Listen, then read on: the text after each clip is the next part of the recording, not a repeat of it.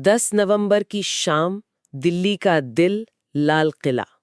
और वहां एक कार में धमाका होता है। पहली नजर में ये एक और दुखद आतंकी हमला लगता है, पर कुछ ही दिनों में जब जांच की परतें खुलती हैं तो एक ऐसा नाम सामने आता है जिसकी किसी ने कल्पना भी नहीं की थी। एक डॉक्टर।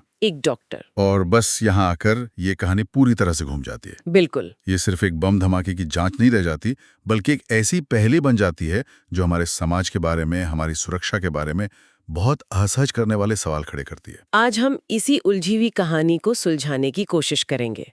हमारे पास कई रिपोर्ट्स और लेख हैं और इनके जरिए हम समझेंगे कि जांच की सुई एक आतंकी सेल से होते हुए एक डॉक्टर के दरवाजे तक कैसे पहुंची। चलिए बिल्कुल शुरू से शुरू करते हैं। घटना वाले दिन, उस शाम हुआ क्या था? तो तारीख थी 10 नवंबर 2025 और समय था शाम के लगभग 6:52। मतलब पीक आवर। बिल्कुल पीक आवर। जगह थी लाल किला मेट्रो स्टेशन के पास का वो भीड़ भाड़ वाला इलाका। ये वो वक्त होता है जब ऑफिस से लोग घर लौट रहे होते हैं, दुकानें भरी होती हैं, टूरिस्ट घूम रहे होते हैं। यानी शहर अपनी पूरी रफ्तार में होता है। जी। और ठीक उसी वक्त, उसी जगह पर एक सफेद रंग की हुंडई i20 कार में धमाका हो जाता है। और रिपोर्ट्स ये भी कहती हैं कि ये गाड़ी दिन में ही शहर में दाखिल हुई थी और उस इलाके में मतलब घूमती हुई देखी गई थी। हाँ, और ये घूमना कोई आम बात नहीं लगती। ऐसा लगता है जैसे वो सही मौके और सही जगह की तलाश में थे, जहां ज्यादा से ज्यादा नुकसान पहुंचाया जा सके। बिल्कुल। ये एक बहुत सोची समझी क्रूरता की तरफ इशारा करता है और इसका नतीजा भी उतना ही भयानक था। कम से कम 13 लोगों की मौत और 20 से ज्यादा घायल। ये आंकड़े सुनकर ही रूह कांप जाती है। और अधिकारियों ने भी इसे तुरंत एक आतंकी घटना घोषित कर दिया था, जिसने जांच की पूरी दिशाएं तय कर दी। सही बात है। तो इस धमाके की भयावहता को देखकर पहला सवाल यही उठता है कि इसके पीछे कौन हो सकता है, और यहीं से जांच की कहानी का सबसे दिलचस्प हिस्सा शुरू होता है। जी। फोरेंसिक टीम को मलबे से क्या मिला? देखिए, फोरेंसिक जांच में सबसे पहले अमोनियम नाइट्रेट के इस्तेमाल का पता चला। अमोनियम नाइट्रेट, ये तो काफी कॉमन है, सुना है। हाँ, बहुत कॉमन है। खाद वगैरह में इस्तेमाल होता है और आतंकी इसे आसानी से मिलने की वजह से बहुत इस्तेमाल करते हैं। पर असली कहानी इसके बाद शुरू होती है। अच्छा। जांच में RDX जैसे हाई एनर्जी विस्फोटक के संकेत भी मिले हैं। RDX, ये नाम तो बहुत ज्यादा खतरनाक लगता है। खतरनाक है, और इसका मिलना जांच के प्रोफाइल को पूरी तरह बदल देता है। कैसे? मतलब RDX का मिलना ये संदिग्धों के बारे में क्या बताता है? इसे ऐसे समझिए, अमोनियम नाइट्रेट का इस्तेमाल करना मतलब रसोई के चाकू से काम चलाना। खतरनाक है लेकिन आसानी से मिल जाता है। मतलब RDX का इस्तेमाल करना एक तरह से सर्जिकल स्कैल्पल जैसा है। इसे बनाने या हासिल करने के लिए खास जानकारी चाहिए, लैब चाहिए, एक पूरा नेटवर्क चाहिए। मतलब ये कोई YouTube पर वीडियो देखकर बम बनाने वाला मामला नहीं था? बिल्कुल नहीं। ये साफ बताता है कि इसके पीछे एक प्रोफेशनल, एक संगठित टीम है। तो उस प्रोफेशनल टीम तक पुलिस पहुंची कैसे? अगला कदम क्या था? अगला कदम था गाड़ी चलाने वाले की पहचान करना, और इसके लिए CCTV फुटेज, चश्मदीदों के बयान और बाकी सारे सुरागों को जोड़ा गया। और इन सबको जोड़कर जांच एजेंसियां एक नाम तक पहुंचे। जी, डॉक्टर उमर मोहम्मद, जिसे डॉक्टर उमर उन नबी के नाम से भी जाना जाता था। एक मिनट, एक डॉक्टर? मैं इस बात पर अटक गई हूँ। ये कैसे हो सकता है? मतलब हम क्या सोचें कि जिस इंसान पर हम अपनी जान बचाने के लिए भरोसा करते हैं, वो पर्दे के पीछे ऐसी साजिश रच रहा था। यही तो। ये आतंकवाद की उस पारंपरिक सोच को पूरी तरह से तोड़ देता है कि ये सिर्फ अशिक्षित या गुमराह युवाओं का काम है। सही बात है। और यही इस मामले को सबसे ज्यादा खतरनाक भी बनाता है। कैसे? देखिए, एक अशिक्षित व्यक्ति को कट्टर बनाना और एक पढ़े लिखे समाज में प्रतिष्ठित डॉक्टर को इस रास्ते पर लाना, दोनों में जमीन आसमान का फर्क है। ये दिखाता है कि कट्टरपंथी की जड़ें कितनी गहरी और कितनी अलग अलग जगहों पर फैल चुकी हैं। और ये सिर्फ एक शक नहीं था, है ना? जब फरीदाबाद और दूसरी जगहों पर छापे मारे गए, हाँ, तो वहां से भारी मात्रा में विस्फोटक, हैंडगन और टाइमिंग डिवाइस मिले। बाप रे!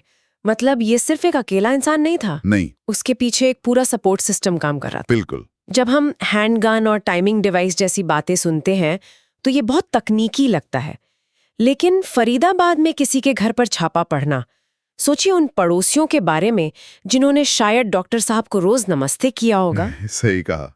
यह आतंकवाद का वो चेहरा है जो हमारे ठीक बगल में हो सकता है और हमें पता भी नहीं चलता। और जांच सिर्फ डॉक्टर उमर तक ही नहीं रुकी। जी, सूत्रों से पता चलता है कि ये एक बड़े नेटवर्क का हिस्सा था जिसमें और भी डॉक्टर शामिल हो सकते हैं। ये बहुत ही चौंकाने वाली बात है। मतलब अब जांच का फोकस सिर्फ एक आतंकी सेल पर नहीं बल्कि डॉक्टरों के एक नेटवर्क पर है। जी, और ये इस केस का सबसे चिंताजनक पहलू है। ये तो अविश्वसनीय है। अच्छा, उस गाड़ी का क्या हुआ? वो कहाँ से आई थी? ये भी जांच का एक बहुत अहम हिस्सा है। दिल्ली एनसीआर में पुरानी कारों के डीलरों से पूछताछ की जा रही है। अच्छा। ये एक क्लासिक तरीका है जो आतंकी इस्तेमाल करते हैं।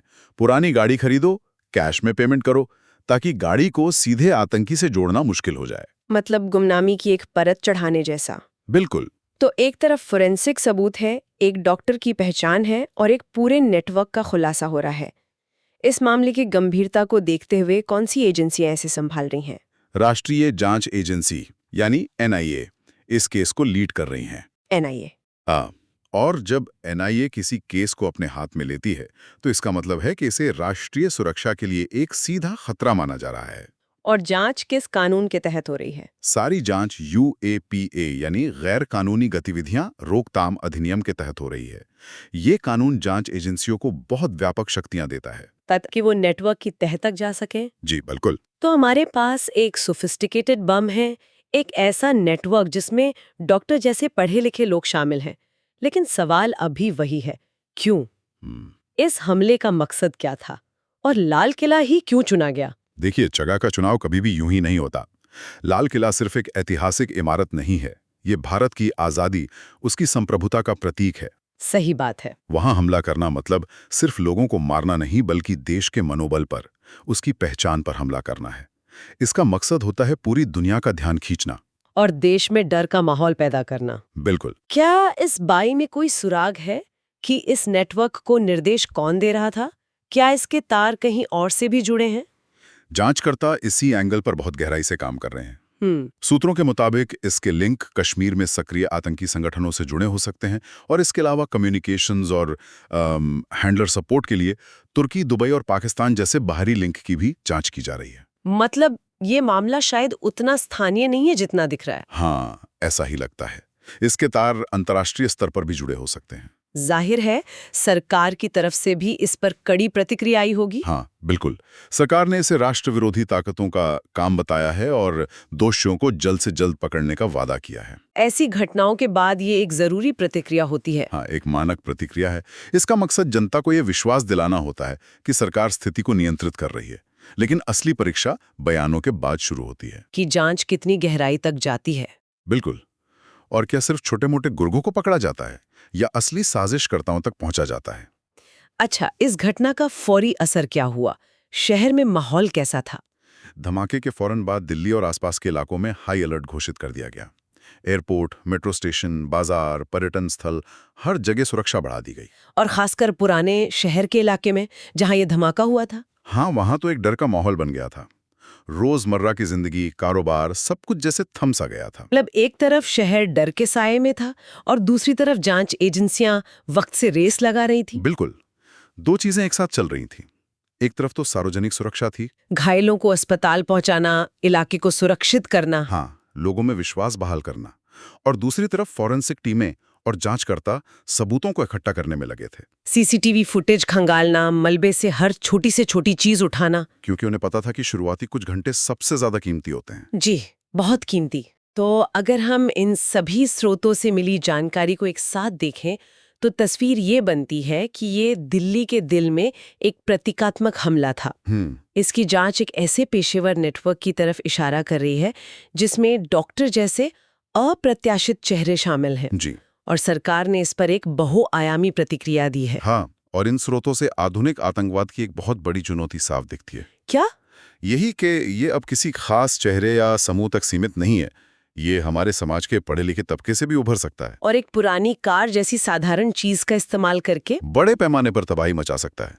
इस पूरे मामले में जांच का फोकस सिर्फ एक सामान्य आतंकी सेल पर नहीं बल्कि डॉक्टरों के एक नेटवर्क पर होना इस केस का सबसे अहम और चिंताजनक पहलू है। वाकई ये सारी जानकारी एक विचार के साथ छोड़ जाती है। जैसा कि हमने देखा, जांच के तार फरीदाबाद के एक डॉक्टर से शुरू होकर कश्मीर और शायद अंतर्राष्ट्रीय स्तर तक जोड़ रहे हैं। ये एक अहम सवाल खड़ा करता है। इस घटना की जड़ें कितनी गहरी और फैली हुई हैं, और क्या ये किसी बड़ी अनदेखी तस्वीर का सिर्फ एक छोटा सा हिस्सा है?